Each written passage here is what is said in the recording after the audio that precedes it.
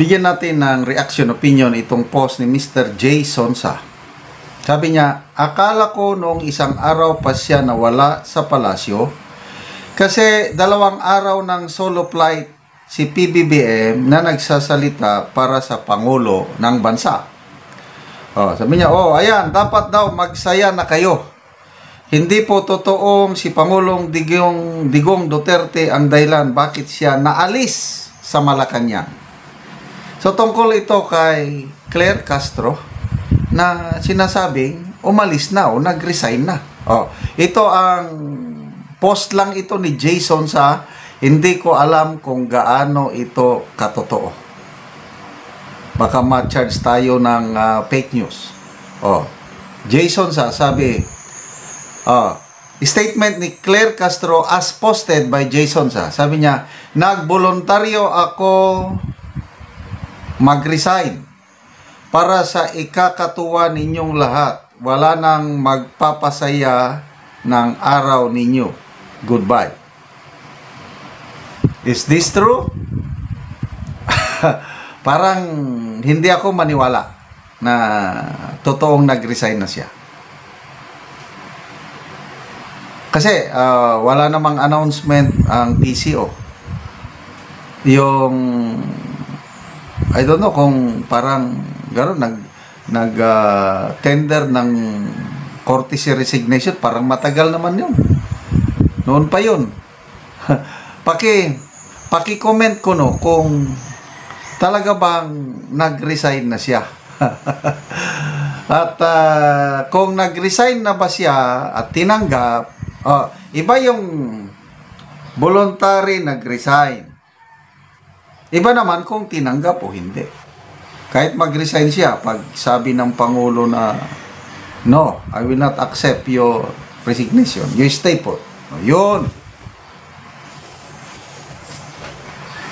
So, kung totoong nag-voluntary nag-resign siya, tatanggapin ba ng Pangulo? The fact na ang Pangulo na mismo ang humaharap sa media, mga ilang araw na tuloy-tuloy. Ang Pangulo na ang nagsasalita, nagre-report. Dati, trabaho lang yun ni Claire Castro. So, siguro, 2 possibility ito Siguro, may nag-advise sa Pangulo na sibakin mo na si Claire Castro, it's not good for your administration kasi nakikipag-away. Pati mismo si dating E.S. Bersamin, meron ng mga maanghang na salita laban kay Castro. Ayusin mo ang trabaho mo, huwag kang maging palengkera. Ganon. So, yung mga pahayag ni dating E.S. Bersamin, it reveals something is wrong. So, baka may nag-follow up doon sa comment ni dating E.S. Bersamin, follow up, ayun, pinag-resign kung totoo ba. So, kung totoong nag-resign, ano ang reaksyon ng mga DDS? So, 2 lang yan ako, malulungkot ako.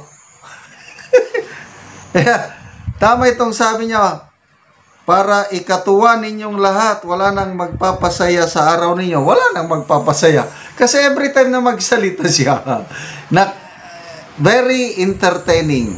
Yung debate ba yun? O iringan nila ni Professor Malutikia? Natatawa ko doon. Talong-talo talaga ako, naging spokesman din ako Hindi ka pwede kung spokesman ka, yung ganong, talo yung opisina mo, yung institution mo, kung ganong klase. Kaya, ang pagiging spokesman lang ako sa, dito sa Mindanao, yung 4th Infantry Division, matagal-tagal akong naging spokesman. Mahirap i-handle ang media. Kaya lang, sawa ng Diyos, na nalampasan ko yung media, the media can, yung natutunan kong leksyon is the media can either make or break your career. Kami as officers. So kung mapalpak, pwedeng down mo na yun. Hindi ka na kan. Kaya lang ako, dahil by God's grace, magandang pag-handle ko sa media, nakatulong pa sa akin yung media, exposure ko, kaya na-promote akong general. So ito, kay Auntie Claire, talagang talong-talo ang administrasyon sa mga ganong style niya, na turn off yung, kahit yung mga neutral lang na mga viewers, hindi sila maka-Marcos, Duterte, wala. Kailan ko mag-observe ka yung style niya ng pagsagot, talagang napakawalang gaspang. Pang sabi nga ni Isber, sabi, huwag kang makipagdebate sa mga vloggers. Dahil, pagsalita ka ng Pangulo, hindi bagay sa'yo. So, malulungkot ako. Sana, akong masusunod, sana huwag tanggalin si Auntie Claire. Gusto ko siyang nandyan palagi. Hanggang 2028, I can mapagtiisan ko siya kasi nga nagbibigay ligaya. At lalong, habang siya dyan, lalong gaganyan yung kanyang amo. Ito yung kabang-abang. Kung hindi siya tatanggalin, dyan pa rin siya. Kasi wala pa namang official announcement na ko eh. Yung live guesting nila ni Attorney Rowena Guanzon, marami ang nananawagan na magsabay, mag-guest sa isang TV program, Attorney Guanzon and Attorney Claire Castro. Tapos Bardagulan, sino ang Queen of Bardagulan, Castro or Guanzon? Sa post ni Attorney Guanzon na kinote lang niya yung famous statement ni Tatay Dugon, huwag mong subukan, masisira ang buhay mo. Doon pa lang talo na si Auntie Claire. Malayo, kalingkingan. Talagang kung estudyante pa, si Auntie Claire parang kinder. Si Attorney Guanzon na PhD candidate na. Okay, salamat mga kaibigan sa inyong pagsubaybay sa ating channel. Nakakatulong kayo ng malaki sa tribong Talandig ng Bukidnon dahil